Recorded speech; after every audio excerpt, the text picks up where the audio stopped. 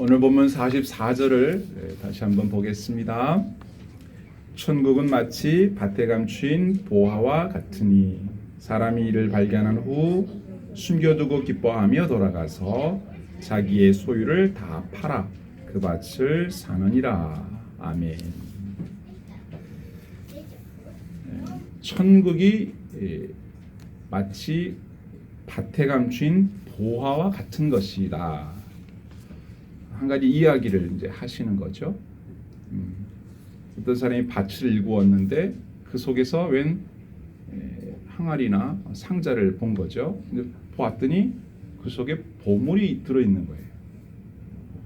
그래서 이거를 다시 숨겨놓고 집으로 가서 자기의 모든 소유를 다 팔아서 돈을 마련해서 그 밭을 통째로 샀습니다.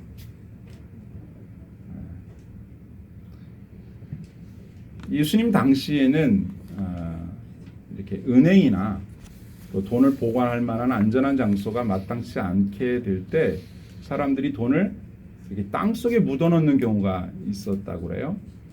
근데 그건 자기만 알잖아요.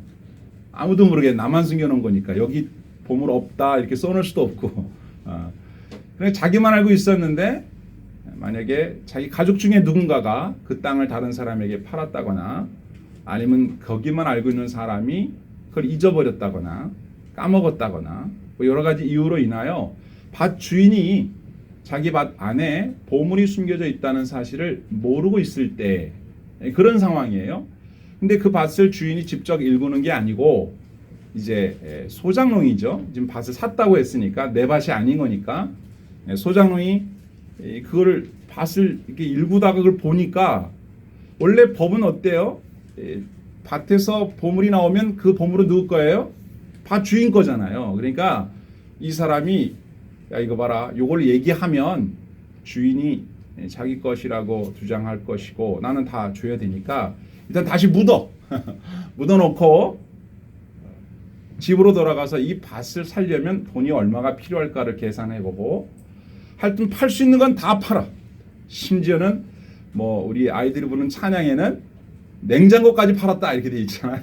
하여튼 팔 수 있는 건 다 팔아가지고 이 밭을 살 수 있는 돈을 마련을 합니다. 뭐 빚도 얻었을 거고 사람들에게 막 돈을 빌리고 막 했을 것 같아요. 이 밭을 살 만한 돈이 충분했다면 남의 밭 일구겠어요? 자기 밭 하죠. 이제 여기저기 돈도 빌리고 하여튼 있는 거 없는 거 뭐 가지고 있는 거 다 팔아가지고 돈을 마련을 해서 주인에게 찾아가서 제가 이 밭을 사고 싶소. 주인은 그 밭을 이제까지 많이 읽어왔으니까 뭐 밭에 애정이 있는가 보다. 그리고 나는 이 밭을 소장농으로 당신에게 줬으니까 뭐 합당한 값만 주면 내가 땅 팔지.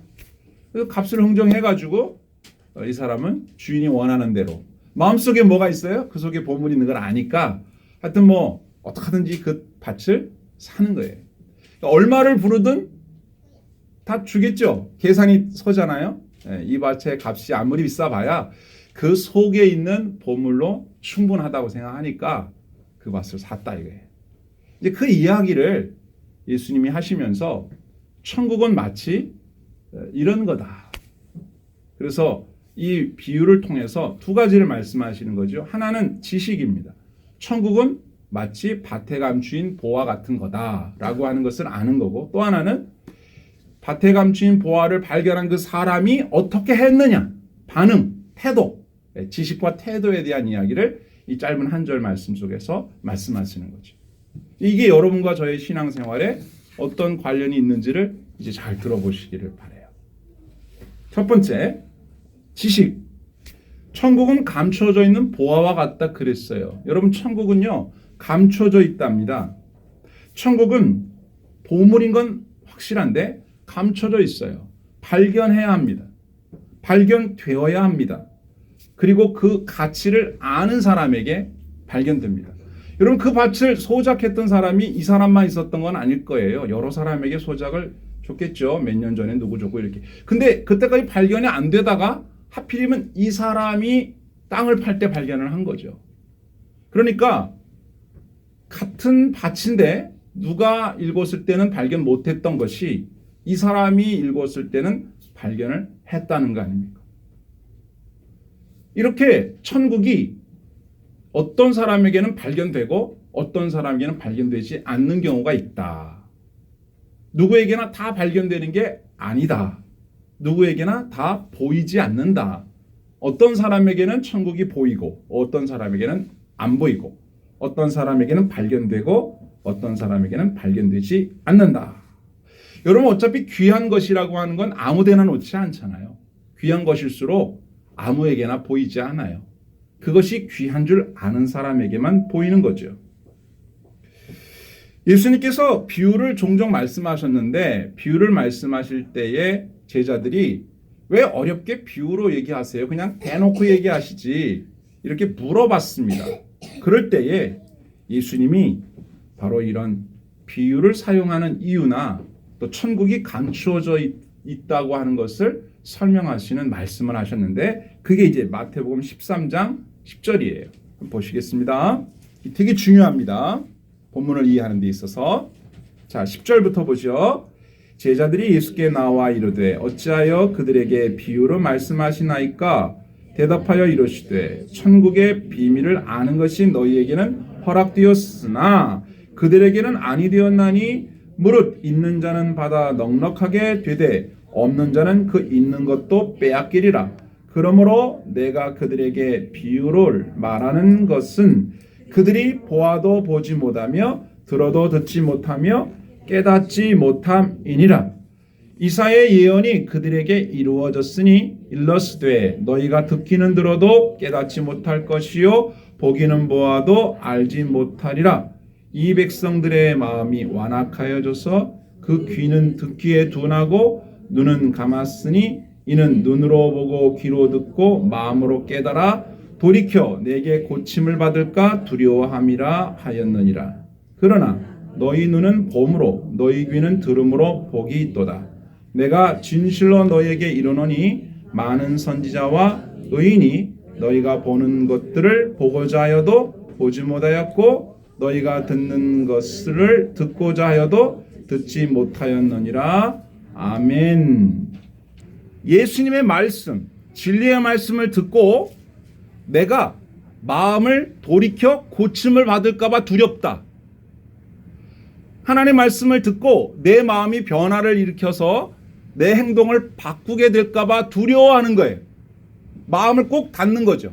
말하자면 이거죠. 우리가 친구한테 전도하면 야 나한테 전도하지 마라.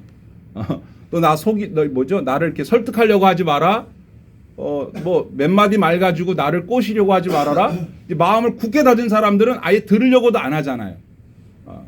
그 마음이에요. 그 마음. 사람들에게 전도를 해보면 사람들은 예수님 만나는 걸 두려워해요.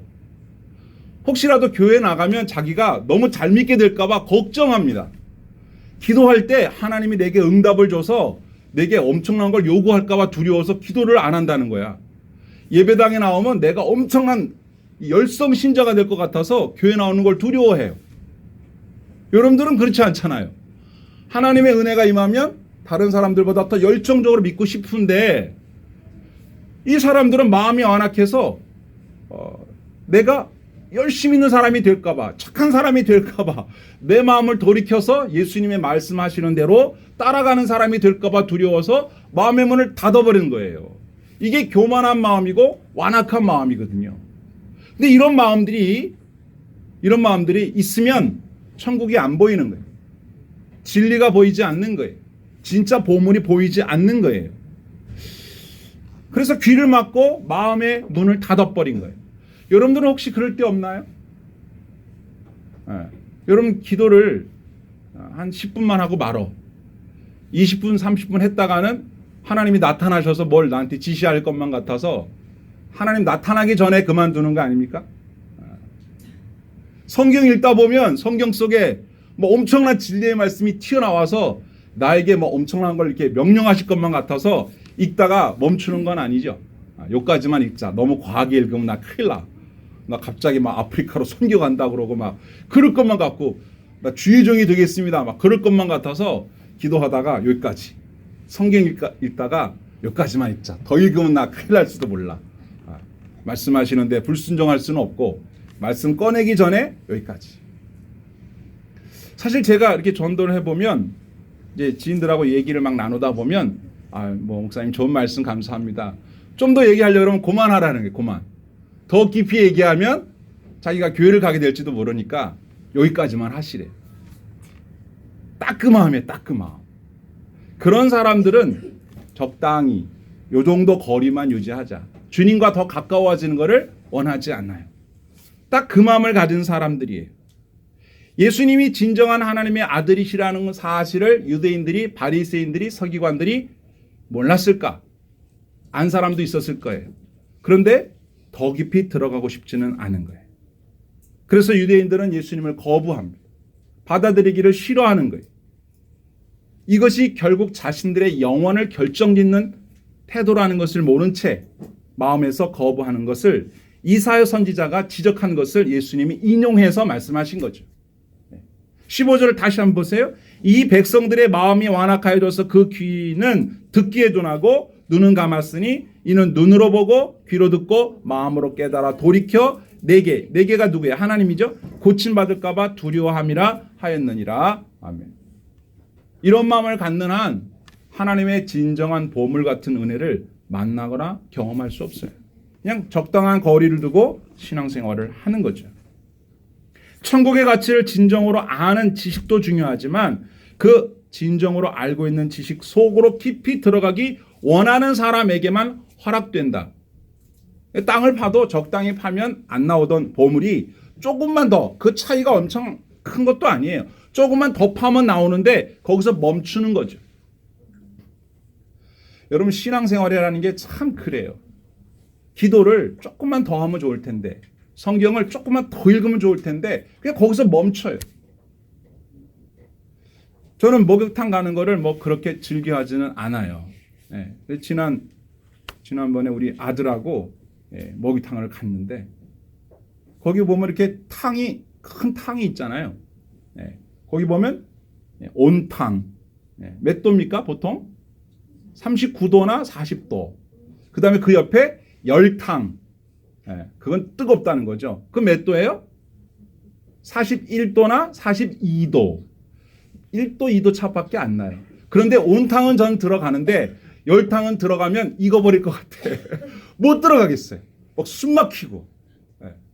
그 1도, 2도 차이인데 엄청나요, 저한테는.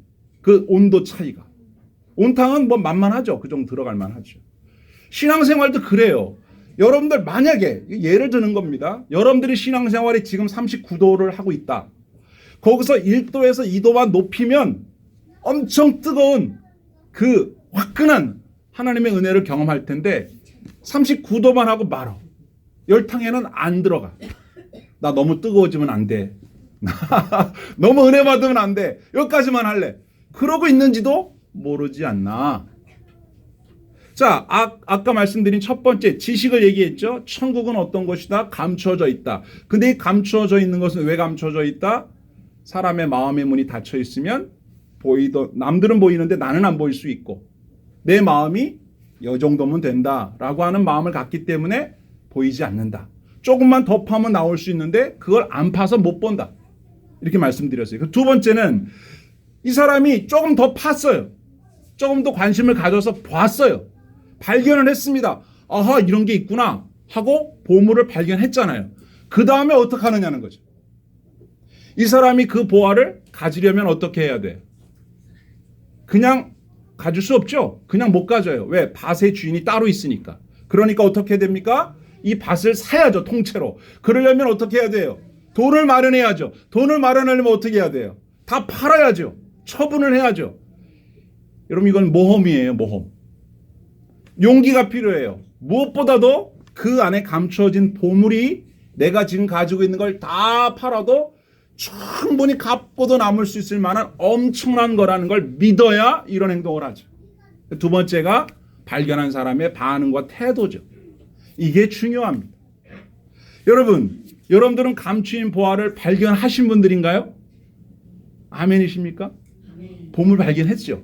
자, 그럼 그 다음 물어볼게요. 보물을 발견한 다음에 그 보물을 내 것으로 삼기 위해서, 얻기 위해서 여러분들은 소유를 다 팔아서 그 본문을 살 만큼 믿음과 용기를 가지고 있습니까? 아니면 이미 그렇게 했습니까? 아멘이십니까? 네. 이거 좀 다르네요. 이게 중요합니다. 앞으로의 신앙생활에서도 중요합니다. 어떤 사람이 예수님께 나와서 선생님 영생을 얻으려면 어떻게 하면 좋을까요? 이렇게 물어봅니다. 그랬더니 예수님이 오냐 너 잘 물어봤다. 성경에 나와 있는 말씀을 다 지켜라. 그랬더니 이 사람이 대답합니다. 아이 그쯤은 제가 지키고 어릴 때부터 쫙쫙 지키면서 살아왔죠. 그 정도쯤이야. 했더니 예수님이 오냐 잘했다. 그러나 네가 온전해지려면 한 가지 부족한 게 있다. 그 부족한 거 마저 하자라고 말씀하시는 장면이 마태복음 19장에 나옵니다. 보시겠습니까? 자, 예수님께서 말씀하시기를 20절에 그 청년이 이르되 이 모든 것을 내가 지켰사온데 아직도 무엇이 부족하니까 예수께서 이르시되 내가 온전하고자 할진대 가서 어떻게 해요? 내 소유를 팔아 가난한 자들에게 주라. 그리하면 하늘에서 보화가 내게 있으리라. 그리고 와서 나를 따르라 하시니 그 청년이 재물이 많음으로 이 말씀을 듣고 근심하며 가니라. 예수께서 제자들에게 이르시되 내가 진실로 너에게 이르노니 부자는 천국에 들어가기가 어려우니라. 아멘. 이런 말씀이 나와요. 이게 똑같은 거예요. 네 소유를 다 팔아서 가난한 사람들한테 주고, 예수님 자기 달라고 한 게 아니에요. 가난한 사람들 주고 나를 따라와. 그러면 하늘에서 너에게 보호가 있을 거야. 이 사람이 계산을 해봐야죠. 자기 재산을 다 팔아서 가난한 사람 주고 빈털터리로 예수님을 따랐을 때 하늘에서 보호가 있다, 영생이 있다고 하시는데 이게 그만한 가치가 있나 생각을 해봐야죠. 어떤지는 알았어요. 알고 난 다음에 어떤 태도를 가져요? 고민하다가 그냥 갑니다. 그리고 예수님 하시는 말씀, 부자가 천국 가기가 어렵다. 뭐 때문이에요? 믿음과 용기. 그게 없어요. 여러분 잘 이해하셔야 됩니다. 이 설교 끝까지 들어보셔야 돼요. 중간에 오해하시면 안 돼요. 영생을 원했지만 그렇게까지 해서 얻고 싶지는 않았어요. 천국을 원하지만 그렇게까지 해가면서 천국에 들어가고 싶지 않았다는 거죠. 이 사람은 그걸로 끝이에요. 여러분, 우리에게 부족한 게 만약에 이 사람처럼 믿음과 용기라면 여러분 어떻게 하시겠습니까? 진정으로 천국의 가치를 발견한 사람에겐 그의 믿음과 용기를 시험하는 과정이 반드시 필요합니다. 자기 소유를 팔아야 되고 또는 환난을 극복해야 되고 끝까지 충성해야 하는 근면, 성실, 인내 등등에 대한 시험을 받게 돼요. 천국의 말씀을 듣는 것도 똑같습니다. 설교를 듣는 것도 똑같아요. 설교를 듣고 아 그렇구나 라고 알았다고 그것이 다 내 말씀 되는 게 아니에요. 방해가 있고 장애가 있어요. 그걸 이겨내는, 극복하는 여러분들의 태도가 필요한데 마태복음 13장 18절에서 같은 13장이죠. 예수님이 이것도 천국 비유 중에 하나인데 이런 말씀하십니다. 그런즉 씨 뿌리는 비유를 들으라. 아무나 천국 말씀을 듣고 깨닫지 못할 때는 악한 자가 와서 그 마음에 뿌려진 것을 빼앗나니 이는 곧 길가에 뿌려진 자여 돌밭에 뿌려졌다는 것은 말씀을 듣고 즉시 기쁨으로 받되 그 속에 뿌리가 없어 잠시 견디다가 말씀으로 말미암아 환난이나 박해가 일어날 때에는 곧 넘어지는 자요 가시떨기에 뿌려졌다는 것은 말씀을 들으나 세상의 염려 재물의 유혹으로 말씀이 막혀 결실하지 못하는 자요. 아멘. 이랬어요. 그러니까 설교를 들었는데 들은 그 말씀이 자신에게 열매가 안 맺히고 끝나. 그걸로 끝. 왜? 장애물이 있어요. 그걸 극복해야 돼요. 믿음과 용기가 필요한 때가 온다고요.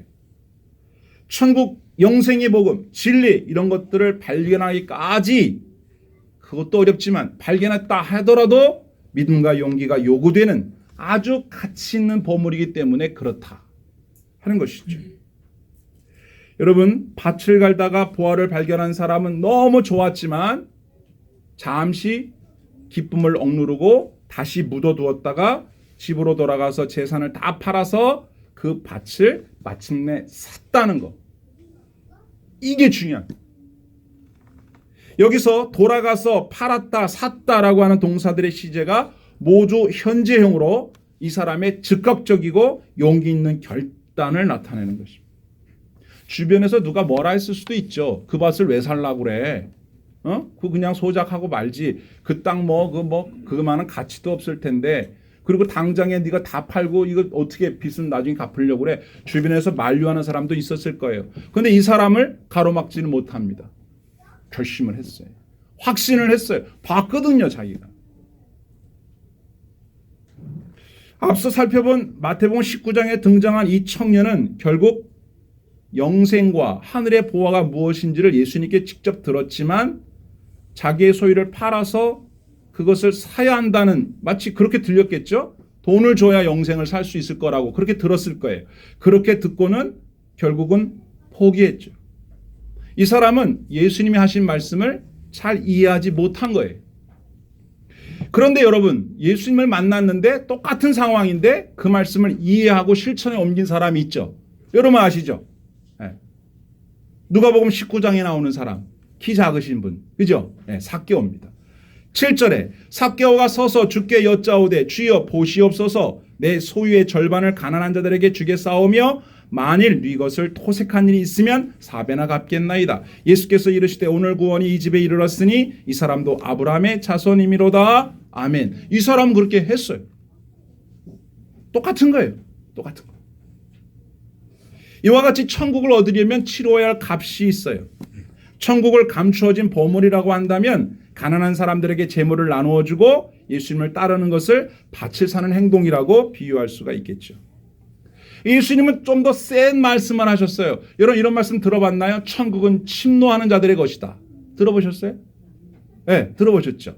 마태복음 11장 12절에 세례 요한의 때부터 지금까지 천국은 침노를 당하나니 침노하는 자는 빼앗느니라. 아멘. 이 말씀도 사실 오해가 많이 되어 있어요. 해석상에. 여러분 이 말씀 어떻게 이해하고 계십니까? 천국은 침노한다. 침노당한다.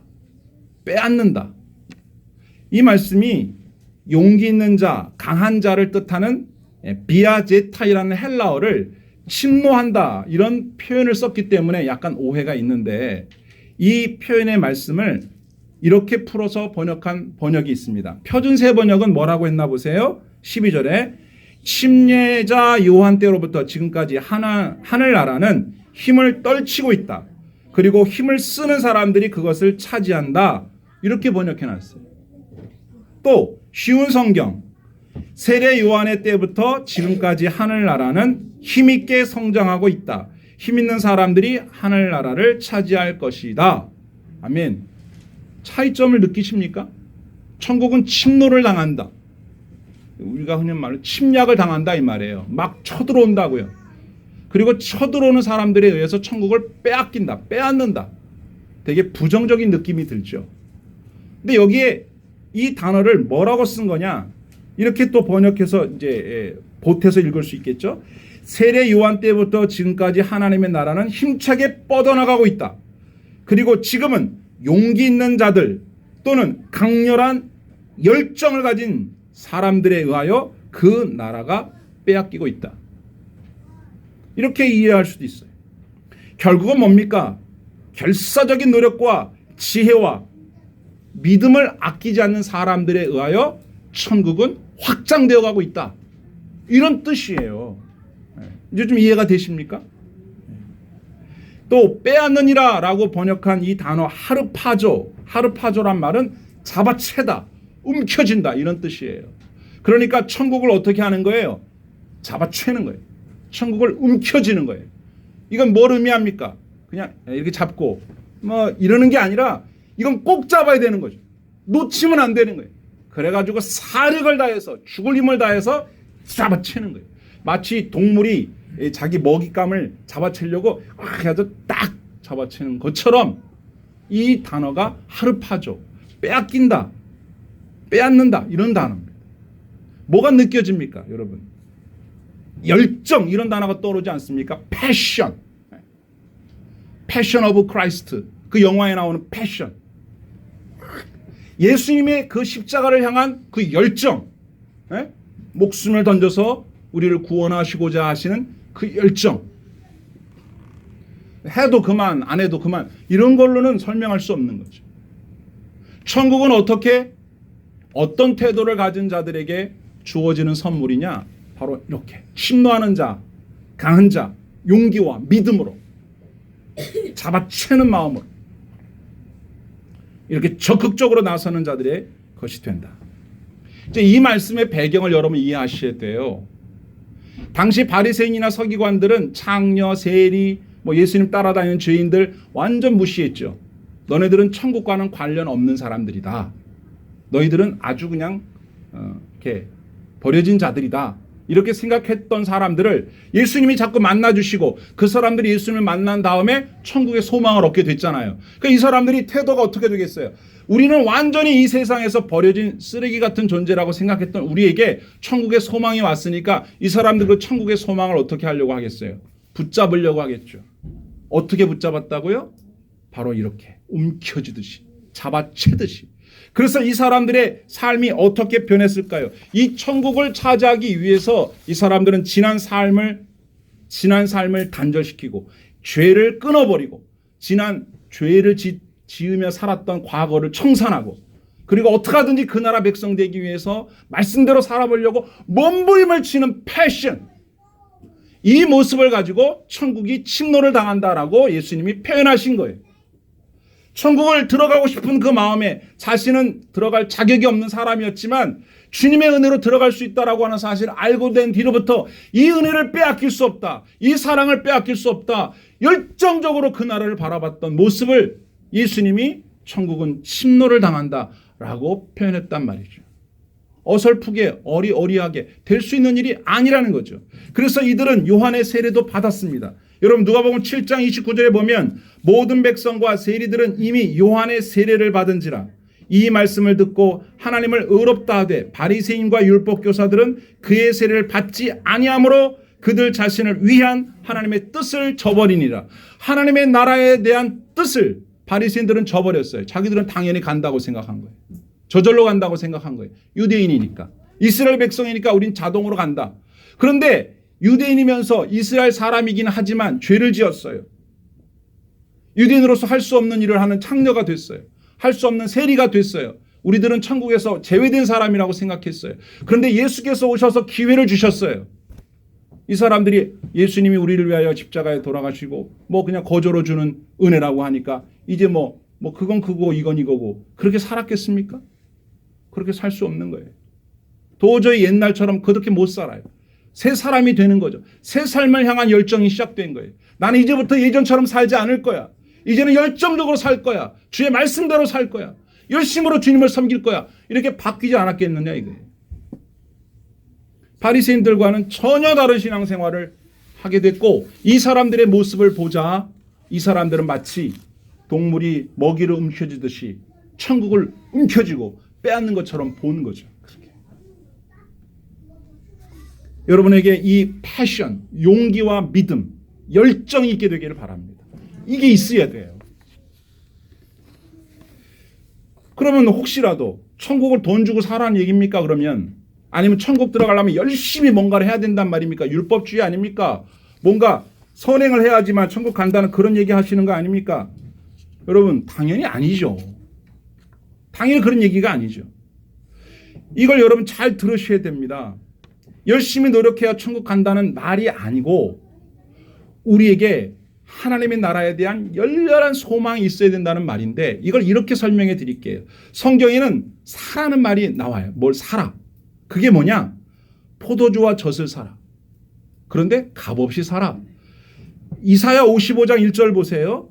오라 너희 모든 목마른 자들아 물로 나오라. 돈 없는 자도 오라. 너희는 와서 사 먹되 돈 없이 값없이 와서 포도주와 젖을 사라. 너희가 어찌하여 양식이 아닌 것을 위하여 은을 달아주며 배부르지 하지 못할 것을 위하여 수고하느냐. 내게 듣고 들을지어다. 그리하면 너희가 좋은 것을 먹을 것이며 너희 자신들이 기름진 것으로 즐거움을 얻으리라. 너희는 귀를 기울이고 내게 나와 들으라. 그리하면 너희의 영혼이 살리라. 내가 너희를 위하여 영원한 언약을 맺으리니 곧 다윗에게 허락한 확실한 은혜니라. 아멘. 포도주와 젖을 사라. 포도주와 젖이 뭐예요? 생명을 지속시키는 데 필요한 활기와 영양을 공급하는 음식이잖아요. 이걸 나에게 사라 이거예요. 하나님께 돈을 주고 사는데 돈이 아니라 값없이 사라. 영양분이 공급되는 것, 이것을 구원의 복음, 축복의 다양함, 천국의 풍성함으로 설명하는 거예요. 천국은 돈을 주고 사야 돼요. 그런데 값 없이 사야 돼. 사기는 사는데 돈으로 사는 게 아니야. 뭘로 사라는 거예요? 뭘로 사요? 패션. 열정으로 사라 그 말이에요. 왜요? 천국은 돈으로 살 수 있는 것이 아닙니다. 값을 매길 수 없을 만큼 너무나 귀중한 것이기 때문에 값을 매길 수가 없어요. 그럼 그냥 주느냐, 거저 주느냐, 그냥 받아라 이렇게 말하지 않고 왜 사라고 했을까요? 하나님의 은혜는 돈 주고 사는 게 아니에요. 그런데 왜 사라고 했을까요? 천국의 축복은 돈을 주고 사는 게 아니에요. 얼마면 돼? 될 수 있는 얘기가 아니에요, 이게. 그런데 왜 사라고 해요? 거저 얻으라고 하지 않고 사라고 합니다. 이게 중요한 겁니다. 비용을 지불하고 사야 돼요. 여러분 비교해 볼게요. 사랑, 돈 주고 살 수 있나요? 근데 거저 얻을 수 있습니까? 사랑이? 안 되죠. 그겁니다. 우리의 피, 우리의 장기, 이거 팔 수 없잖아요. 왜요? 값으로 매길 수 없이 귀한 거기 때문에. 그렇죠? 근데 거저 얻나요? 거저 못 얻어요. 누군가의 희생이 있어야죠. 그렇죠? 내 장기, 내 눈, 내 피 그냥 못 주죠. 희생과 사랑이 있어야만 얻을 수 있는 거예요. 사랑도 그렇습니다. 하나님의 나라도 그렇습니다. 천국도 그렇습니다. 주님의 은혜도 그렇습니다. 다 돈 주고 살 수 없는 거지만 그냥은 못 얻어요. 무엇인가 지불할 것이 필요합니다.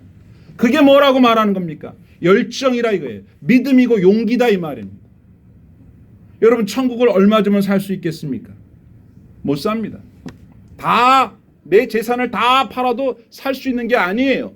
이 세상에 있는 모든 사람의 돈을 다 합친다고 천국을 돈 주고 살 수가 없지만 우리는 그걸 받았단 말이에요. 무엇으로 받았나요? 믿음으로 받았습니다. 그 믿음으로 살아 그 말이에요. 그런데 그 믿음이 돈보다 더 가치 있는 거예요.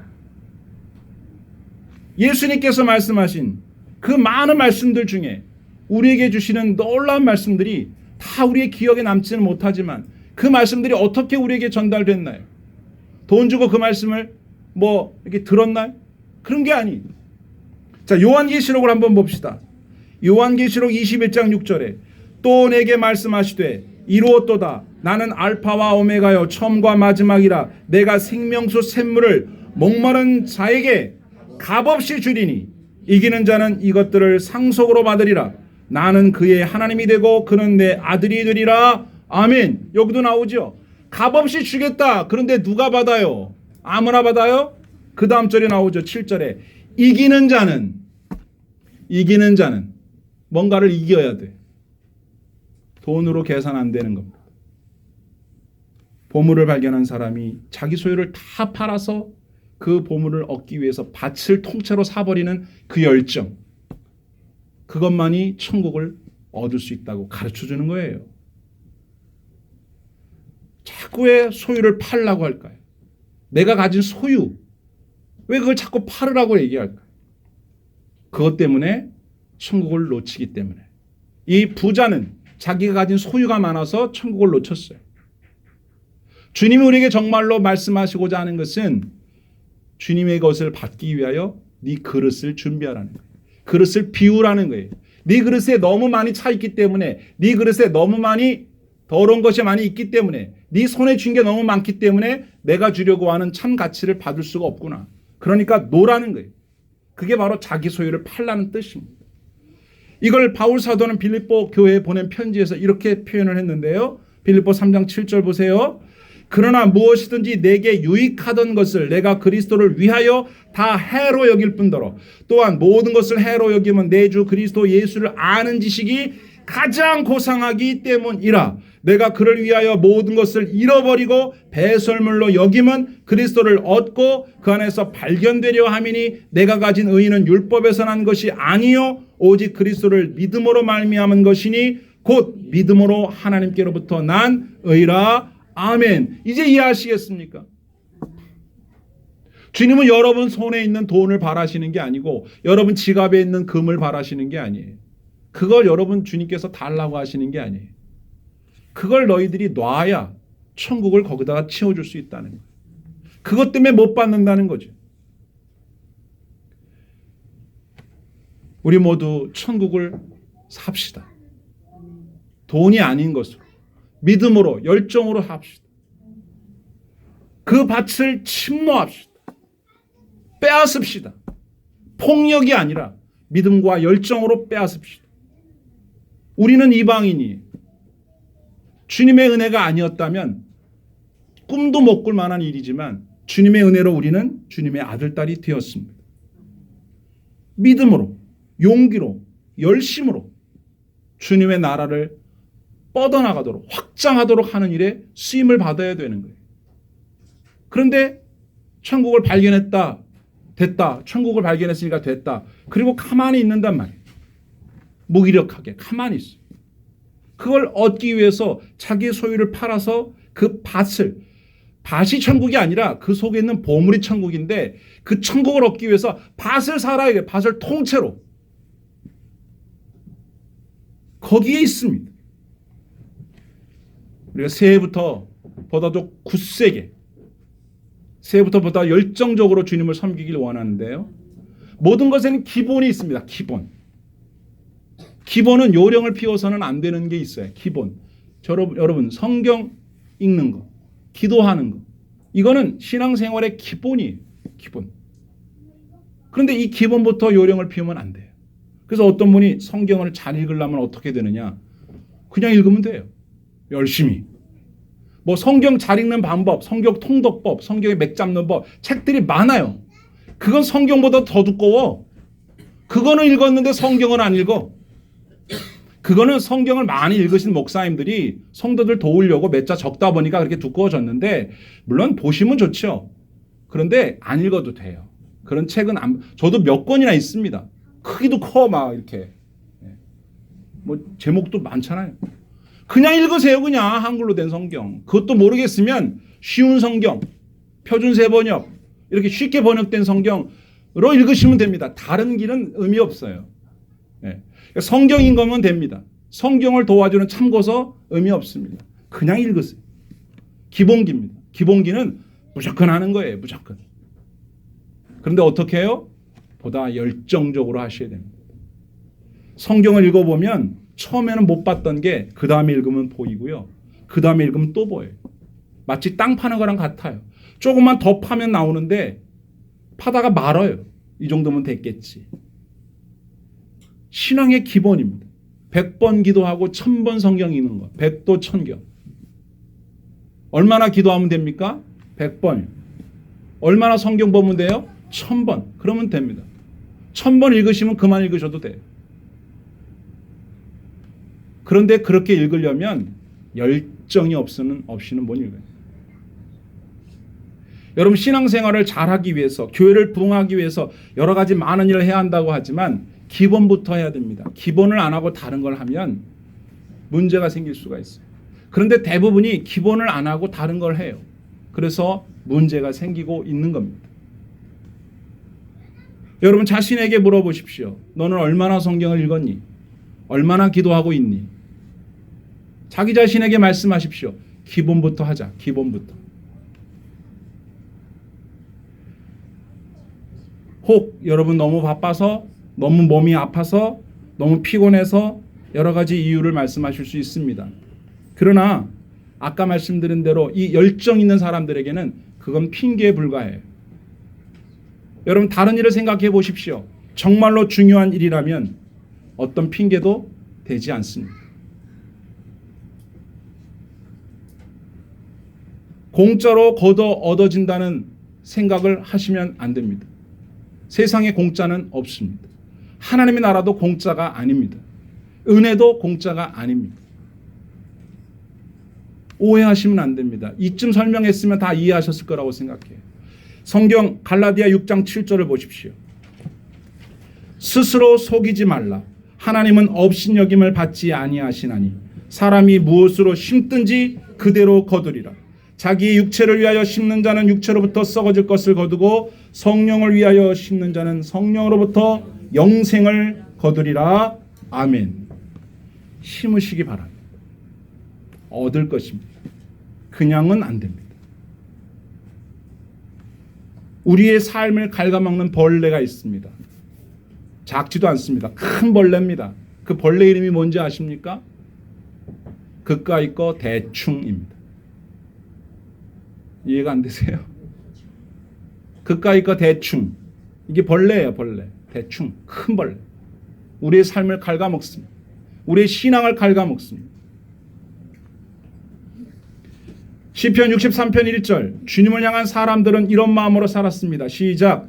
하나님이여 주는 나의 하나님이시라. 내가 간절히 주를 찾되 물이 없어 마르고 황폐한 땅에서 내 영혼이 주를 갈망하며 내 육체가 주를 앙모하나이다. 아멘. 예레미야 29장 13절 너희가 온 마음으로 나를 구하면 나를 찾을 것이요 나를 만나리라. 아멘. 여러분 오늘 마지막 주일입니다. 이제까지 잘 해오셨어요. 그런데 39도에서 멈추시면 안 됩니다. 2도만 더 올립시다. 그러면 뜨거운 열탕 속으로 들어가게 되는 것이고 여러분이 천국을 발견했다면 그 발견한 천국을 내 것으로 삼기 위해 여러분들은 밭도 사야 합니다. 밭은 사실 필요 없어. 보물만 있으면 돼요. 그렇지만 밭을 사야 합니다. 주님의 교회는 천국의 지점입니다. 주님의 교회는 뻗어나가야 됩니다. 열정적인 성도들에 의하여 뻗어나가야 합니다. 천국은 침노하는 자들의 것이라고 했던 그 말씀의 뜻이 그거 아닙니까? 저와 여러분들의 가슴에 주님께서 은혜와 열정 주시기를 축복합니다. 용기를 불어넣으셔야 됩니다. 하나님께서 저와 여러분들을 통해서 하고자 하시는 일들을 충분히 하실 수 있도록 여러분들의 일상 속에 감추어져 있던 여러분들의 열정을 다시 꺼내시기를 바라고 주님의 나라를 발견하시기 바라고 주님의 은혜를 발견하시기 바라고 삶 속에서 우리 주님을 직접 만나는 역사가 있기를 바랍니다. 주님께서 저와 여러분들에게 은혜와 축복을 내리시기를 간절히 소원합니다. 아멘.